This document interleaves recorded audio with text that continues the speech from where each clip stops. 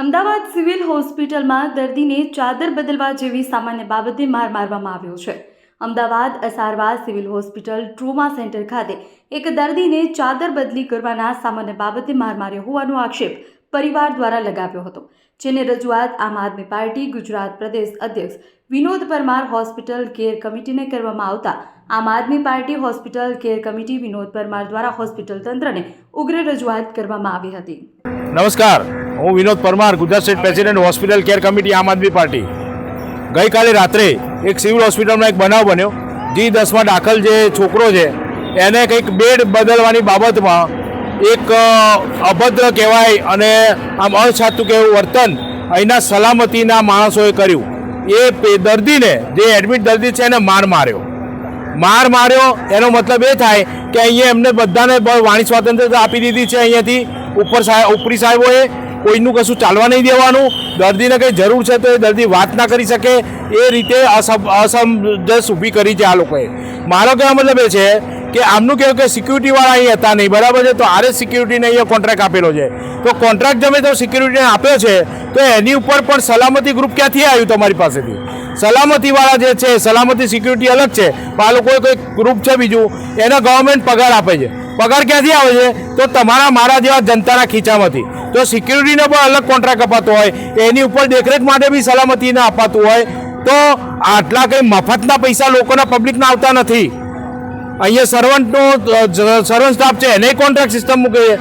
સૌથી પહેલાં તો હું એક વાત કરીશ, બધાને ખબર હશે કે પહેલાં અહીંયા હોમગાર્ડનું યુનિટ હતું, હોમગાર્ડના જવાનો તેના હોમગાર્ડ યુનિટ બંધ કર્યું।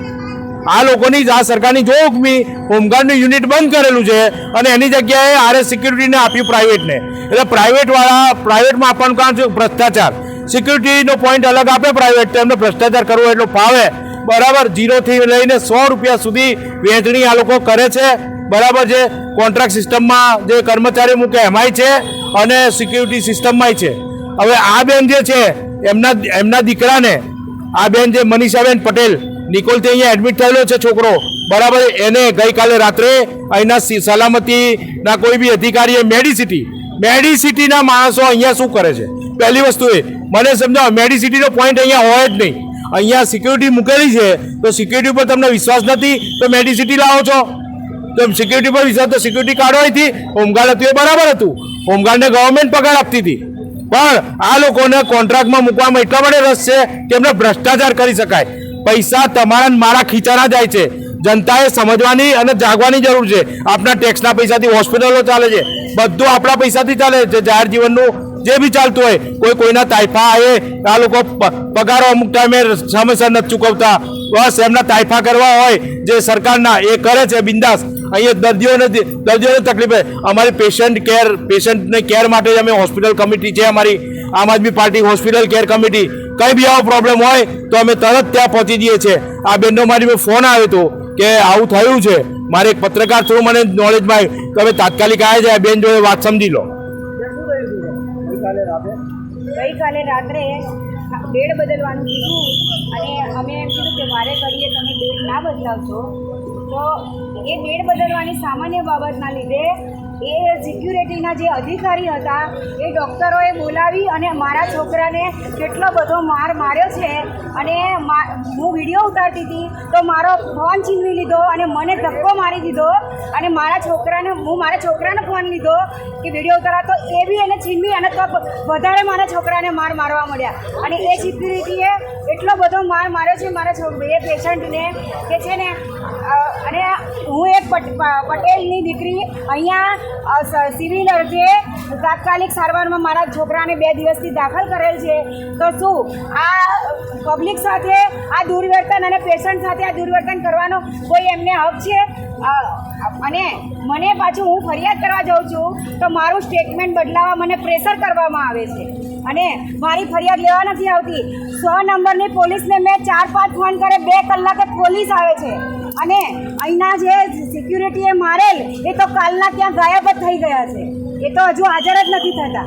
અને મારા છોકરાને અત્યારે એ પેશન્ટ એને જે એટલો મારે છે, કાલ સવારે મારા છોકરાને એ લોકોના મારથી કંઈ બી વધારે થઈ જશે એની પૂરી જવાબદારી જેણે માર્યું છે એની રહેશે। અને મારે ન્યાય જોઈએ. એને જે છે બધા ડૉક્ટર્સ ને આ બધા જે સિક્યુરિટીમાં જવાબદાર એ બધાને સસ્પેન્ડ કરવામાં આવે એવી મારી માંગણી છે. અહીંયા G10ના વોર્ડમાં જતા પહેલાં હું અને મારી ટીમ આવ્યા છીએ એવી જાણ મેં સુપ્રિન્ટેન્ડન્ટ સાહેબના પીએ રાહુલભાઈ પરમારને કરી. બરાબર છે, કહ્યું કે સાહેબને મળવું છે. તેમણે એવું કહ્યું કે સાહેબ મિટિંગમાં છે. તો સાહેબ જો મિટિંગમાં વ્યસ્ત હતા એટલે અમે અમારો સમય બગાડવા તો નહોતા, અમે કામ કરવા આવેલા એટલે અમે ડાયરેક્ટ G10માં ગયા તો હકીકત જાણવા મળી છે. મારો કહેવાનો પ્રશ્ન એ છે કે સામાન્ય માણસના જીવનને અહીંયા કોણ બચાવશે? જો ડૉક્ટર સામેથી એમ કે સિક્યુરિટીને બોલાવો, આ કરો તે કરો. મારું કહેવું એક જ છે, એક જ વિનંતી છે આ ડૉક્ટરોને અને દરેક સ્ટાફને કે આ જે અહીંયા જે એડમિટ છે પેશન્ટો, દર્દી કંઈ શોખથી આવતા નથી, એમની તકલીફના કારણે દાખલ થતા હોય છે અને એના સગા બી કંઈ પિકનિક પ્લેસ નથી. આ હોસ્પિટલ કોઈ પણ હોસ્પિટલ પિકનિક પ્લેસ નથી.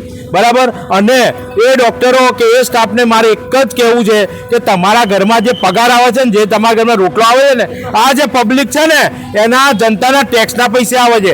સરકાર કોઈ ખીચાના પૈસા કોઈ આપતી નથી, સરકારી ટેક્સના પૈસાથી તમને મળતું હોય છે. એટલે મહેરબાની કરો, આ બેન આગળ કાર્યવાહી કરશે અને જેટલા પણ લોકો છે આમાં ઇન્વોલ્વ એ બધાને તાત્કાલિક ધોરણે સસ્પેન્ડ કરવાના છે એવી મારી માગણી છે. હું જોશી સાહેબને બી અપીલ કરું છું અને જરૂર પડશે તો આરોગ્ય મંત્રી સાહેબને પણ હું લેખિતમાં જાણ કરીશ. આભાર.